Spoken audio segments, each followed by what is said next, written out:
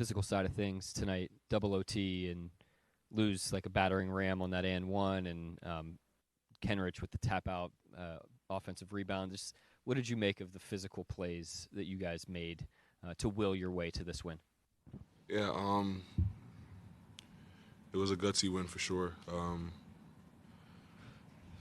What we brought in the second half was needed, and things that we try to execute and accomplish throughout. Obviously, the whole season, 82 games, and obviously with our back against the walls, we wanted to really make an emphasis on it, and we did so, and we're able to get a W because of it. You guys did, despite things not going your way for a good, 2/3 of the game, you guys didn't seem to get frustrated by just having to dink the ball out and move it around against the zone and everything. Where does the confidence come from to be that patient in a game and know that things are probably going to turn around for you? Just trusting each other, and honestly, to win, especially the way they were playing defense tonight.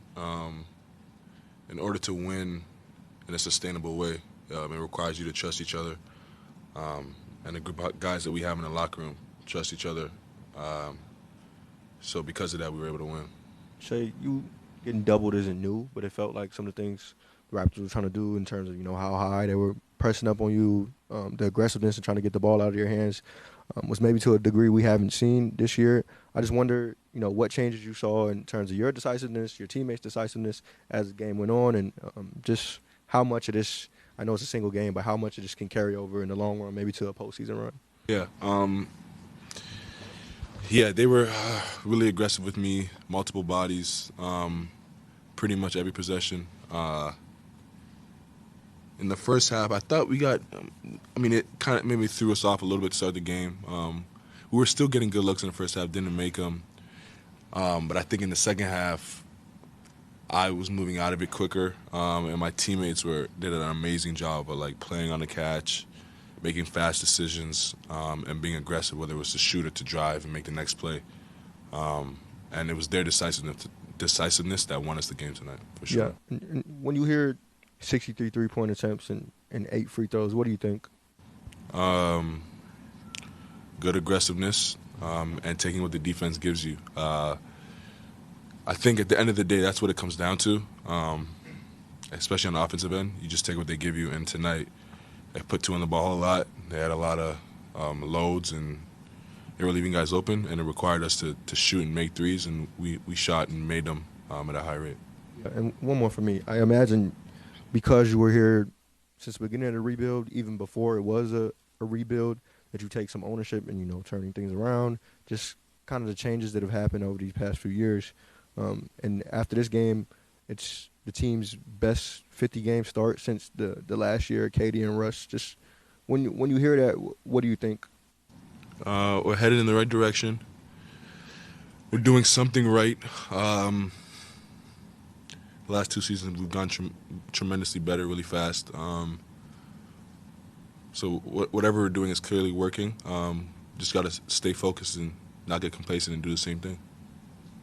Teams have thrown a bunch of different stuff at you individually and you guys as a team. You guys have not played a ton of basketball together. What do you think's made you pretty good at figuring things out on the fly, at adjusting in games, things like that? Personally, I've seen a lot over the years, getting used to it. And then I think at the end of the day, if you play together and play the right way, no matter what coverage it is, you'll figure it out. We have a group of guys that does that almost every possession, so it makes it easy. And then Josh was in here just talking about, it's been a challenging year for him. He's had to change the way he plays because of some changes that you guys have made, and he's had to sacrifice some for the good of the team. He's gone through some rough stretches. What does it feel like when you see him have a game like tonight where he's really making plays, he's in the right place at the right time, making winning plays? Yeah, you just tip your hat to him.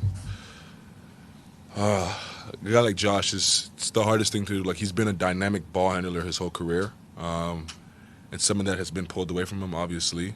And for him to, like you said, sacrifice, and then tonight, his ball handling and his making plays was needed because of how they were playing defense. And for him to just step up and he never pouts, just keeps his head down and works and be ready for the moment is big time. And that's what professionals do, and he is that for sure. Hey, Shai, how are you? Good, how are you? Good to see you. A couple of questions for you. One, I don't know if you're aware or not, but I think the only guy who's had more 30-point games through 50 games is MJ back in 86, 87 or something like that.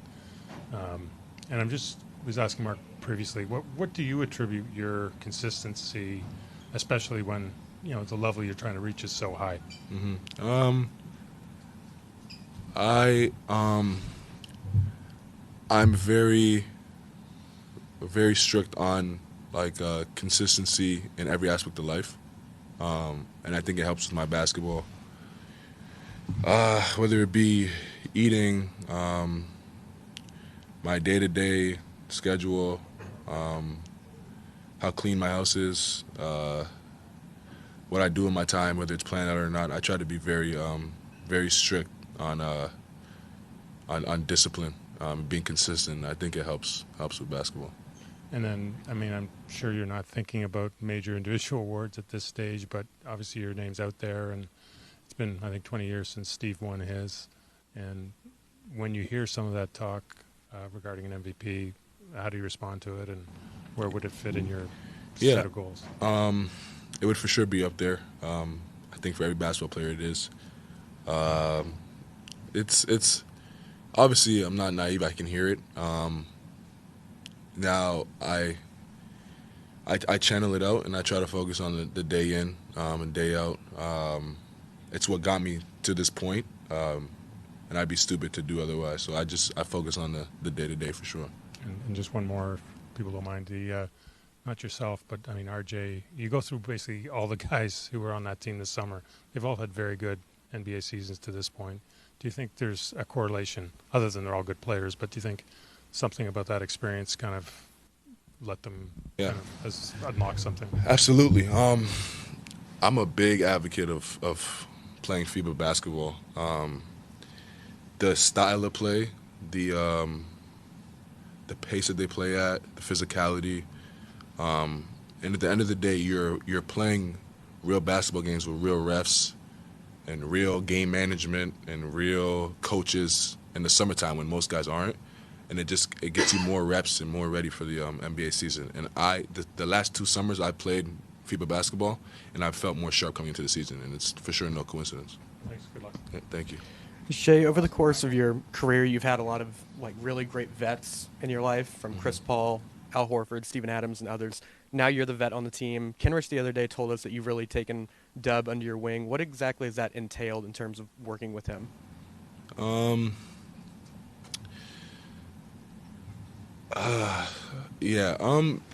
So Dub is first and foremost he wants to be great. So it makes it easy to help him. He's going through a lot of things that I've gone through. Young rising star in the NBA, different things thrown at him. And above all, me and him are just really close friends and want to see each other do so well that it doesn't feel like I'm his vet. It just feels like me and my homie are going through this NBA basketball life together and trying to figure it out. So the type of kid he is and who he wants to be makes it easy for me. Thank you, Shai. Yep. That's a wrap for the Thunder. It's really good for saying that.